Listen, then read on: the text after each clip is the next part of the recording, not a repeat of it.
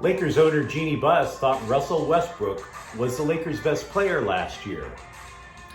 Who put the narcotics in her Botox? John Wall of the Clippers considered suicide. No jokes coming on that. And what do we make of the Rams and Chargers after cutdown day? Good morning. I'm James. This is your daily dose of sports and snark for the greatest sports city in the world, Los Angeles. This is faithful Angelenos. We have a ton to talk about today. So if you want to chat with me, by all means, I encourage comments. If you like the content that we put out about LA sports, clickety-clack the like button. Clickety-clack the subscribe button. There's a notifications bell. Hit that. It'll let you know when we put out new content. Sharing is caring. Let people know we exist. Now it's August 31st, 2022. Before we get to the news, we take a quick look at the scoreboard. Gavin Lux went 2 for 4 and drove in 3 runs. Dodgers 4, Mets 3. They maintained their 19.5 game lead in the NL West. Their magic number is 14. It's not even September yet. Meanwhile, today, Dodgers are going to play the Mets again at 4. That's Tyler Anderson. He's 13-2. Jacob deGrom, 3-1. Pretty good matchup. And it is MLS playing a bunch of games midweek. Galaxy, they are in Toronto at 4:30. It's Greg Vanney's return to a team that he led to MLS Cup. By the way, the Galaxy also have 2 games in hand against their closest competitors in trying to maintain a playoff position. And LAFC will be at Houston. That's at 5:30. The question I am starting to have about LAFC, you ever hear that thing about do we put the best 11 players on the team on the field, or do we put the best overall team on the field? There's no questioning Gareth Bale's talent, but is Gareth Bale the best fit for the best 11 on the pitch? Do you see what I'm saying? Just a question. I don't know. Quote, from my point of view, Russell Westbrook was our best player last year. Jeanie Buss told that to The Athletic. Then later, because the quote was so crazy, it set the women's movement back 50 years, the Athletic writer decided to say, are you sure you meant that? And she goes, you know what? I should have said most consistent player, in the sense that he played 78 games. LeBron was missing a lot due to injury. Definitely same with Anthony Davis. Anything I think I would say in response would probably come off as a cheap sexist joke. And Lord knows I already put one in earlier, right? What I will say is I kind of want to give her a mulligan.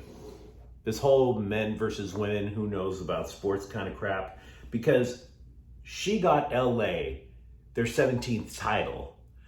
Before she took over the team, it was her brother Jim that ran the team, and that idiot signed Timothy Mozgov and Luol Deng while playing air guitar to 80s music.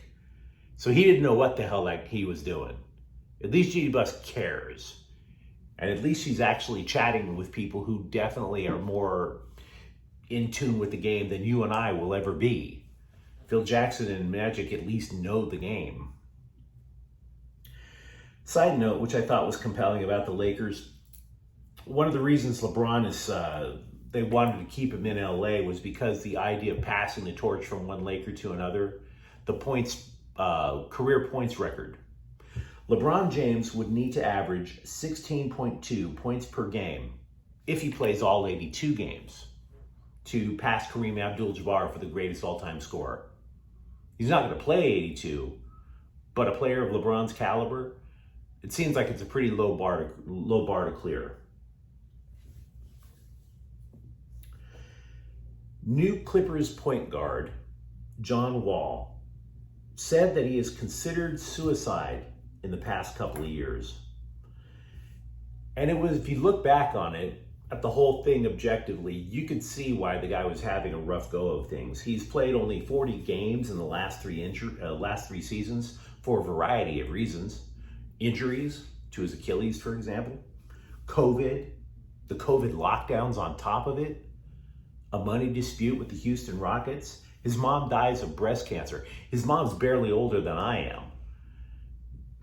I don't want to die. I mean, I can understand why that would be a big problem for the man. Quote, darkest place I've ever been in, he said. And I look at all the things that happened to this guy. Money, we always have to argue about money. Getting hurt, that happens. But in my arrogant little opinion, and I've never met John Wall, this is a common refrain that I heard a lot during the COVID lockdowns. People would call me all the time because, we were all basically hanging out. Parent dying, can't see them, can't wish them well as they're going, can't pray for them and while I'm there, can't go to work. So where's my money coming from? I'm hurt. I can't see a doctor even though I'm hurt. Oh my gosh, I'm struggling with sobriety or oh my gosh, I'm dating somebody and now they're getting all creepy and weird and violent. I don't want to go political on this channel other than my unapologetic hatred for Dr. Fauci. But let's just call him Anthony. He doesn't deserve to be a doctor in my opinion. But I do believe during those hypersensitive times, I think we lost a sense of our humanity, the sense of fair play, treating each other nice. And most people, I think we're only dealing with maybe one, maybe two issues during COVID. That man had issue buffet. He was getting seconds, whether he wanted it or not. So I'm glad that he didn't do it. I'm absolutely glad he's alive. But I also think that in a situation that when we're coming back, that we all rediscover our collective sense of humanity and fair play. Because I think we've lost the ability to treat each other like that a little bit more during the COVID lockdowns.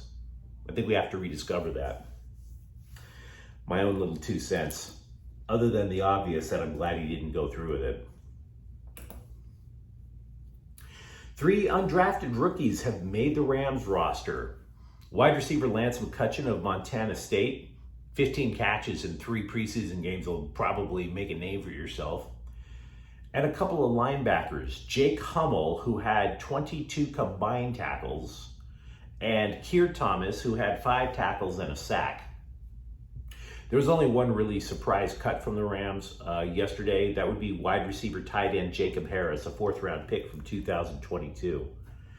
There is a belief that the roster this year is better than the roster last year, which is going to be important because the Champions schedule, yikes. They're going to need a little bit of extra talent out there. What I make of the Rams, just off the top of my head, the roster makeup, 2 things. 8 wide receivers. And that's even after cutting Harris. So are we really going to be angling for a reunion with Odell Beckham Jr.? The second thing I would say is that there's only 2 tight ends on the roster right now. And I'm not sure how much of an issue that's actually going to be, in the sense that if you watch the Rams play on offense, they always bring their wide receivers super close to the offensive line, to the tackles. We've talked about this before. And the reason that they do this is that they want their wide receivers to block. You have to get your nose dirty. You're not always just streaking down the sidelines. Cooper Kupp is a very fierce blocker. So maybe what the Rams are thinking is they're kind of playing like tight ends anyway. Maybe if we just continue to mix that up, see if that actually produces different results this year, improved results. Meanwhile, for the Chargers, there's a lot of things that I noticed. And by the way, as a side note for the Chargers, they're having a chit chat with running back Sony Michel, who was cut by the Dolphins yesterday, played for the Rams last year. But as for the way the roster looks at this moment, the worst kept secret, Trey Pipkins was finally named the starting right tackle. We know. Thanks, Coach. The only surprise cut, if you will, was defensive tackle Christian Covington. He was a starter elsewhere for other NFL teams, so he's probably going to get a call from somebody else. The things that kind of caught my attention is 2 things. One, only 5 wide receivers made the team. I mean, the Chargers are kind of known for piggybacking what the Rams do. The Rams with 8 receivers, but the Chargers only 5. I'm not saying it's an issue. I just found it compelling. It's a big difference from 3 players from one roster to the next. Also, the second thing is is there going to be an over-reliance on edge rushers Joey Bosa and Khalil Mack? Coach Brandon Staley said he wants to play them a lot, which I can definitely appreciate. But both have profound injury histories, right? Say one of them one of them has to leave, not just for a couple of plays, but for a couple of games. Sure, you can slide Kyle Van Noy to the outside. He's very versatile. But then what do you do about inside linebacker? You see, I'm seeing like this idea of filling one hole and creating another in the process. Could that be a problem for the Bolts this year? Something to keep your eye on, a little seed to put into your head about the Chargers. Defensive back J.C. Jackson is still considered active for week 1. He had ankle surgery. He's supposed to be out a month. And he is still walking around with a boot, but they haven't ruled him out yet. Switching to college football, the Trojans are supposed to finally release a depth chart today. There are certain things that are catching my eye about the Trojans. The offensive line coach, John Henson, said that neither Bobby Haskins or Cortland Ford has separated themselves enough to be the starting left tackle. He's calling it, quote, a heck of a battle.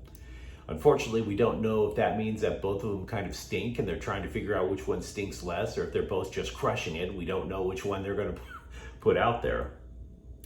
I'm not saying it's going to matter much against Rice, but we'll figure it out as we go along. Also, we talked about how Lincoln Riley's air raid adjusts to the personnel. I think we did that in yesterday's clip alone. There's a columnist who wrote that Oklahoma fans hated Riley's penchant to throw deep when he was coaching the Sooners. The writer, this is pretty intelligent, he's speculating that the reason that Riley was so gung-ho about throwing deep was he didn't have a deep running back roster. Oh, sure, Oklahoma would have one every year that he would rely on, like, carrying the water for all the game. But USC has a bunch. They have Travis Dye, 1,200 yards at Oregon. They have Austin Jones, over 500 plus all-purpose yards for Stanford. They have Darwin Barlow coming back. So is it possible that just going bombs away, which he did in Oklahoma, is not going to happen at SC? Defensively, defensive back, Max Williams, could be used as both a safety and a nickel back. That's a little wrinkle that Alex Grinch might be using, but we don't know just yet. Meanwhile, over at UCLA, defensive coordinator Bill McGovern spoke to Sports Illustrated. He said the players were excited, but he didn't sound all that excited. He just sounded like, trying to sound like a poor man's Bill Belichick out there underplaying everything. He said he doesn't know who the standouts are on the team. He said he doesn't feel good about the pass rush. Guys, I don't know if he's like being forthright with us or if he's just a sourpuss by nature and the Bruins are just going to come out and destroy. I have no idea. And by the way, they're playing Bowling Green. Are we really going to know? The Dodgers, Clayton Kershaw is scheduled to pitch Thursday against the Mets. So he's coming back real quick. Also, they have recalled right-handed pitcher Jake Reed. They have optioned Monday's starting pitcher Michael Grove and Phil Bickford to Oklahoma City. And then they designated infielder Eddie Alvarez for assignment. And I thought I would leave you guys with a nice big yawn. Okay? Guard Brittany Sykes of the LA Sparks was named to the WNBA All-Defensive Second Team. Slow clap. Slow clap for the Sparks. Way to mark off a wonderful season. Now, if you enjoyed today's clip, don't forget to like and subscribe to Faithful Angelenos. We are trying to build something here for LA Sports. Thank you for watching. I'm James. We'll be back tomorrow. Faithful Angelenos is a Kian Corte El Queso production. Take care.